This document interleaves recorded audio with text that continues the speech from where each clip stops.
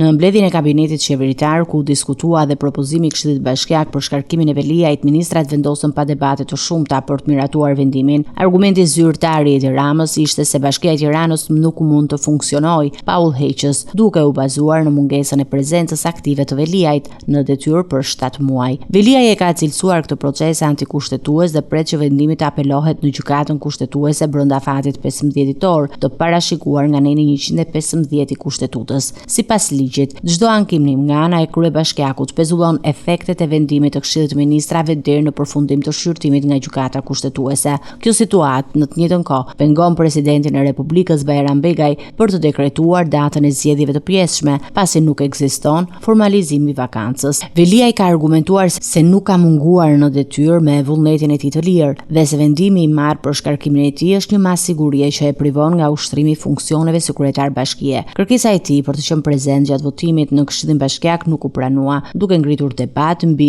legjitimitetin e procesit dhe respektimin e të drejtave të tij. Nga ana tjetër, vendimi i qeverisë ka nisur menjëherë lëvizjen për fushatën elektorale. Partia Socialiste ka vendosur që drejtues të fushatës për zgjedhjet e pjesshme të kryeqytetit të jetë zëvendës kryeministrja Belinda Balluku, e cila ka përvojë nga fushata zgjedhore e Fierit, ku socialistët regjistruan një fitore të rëndësishme.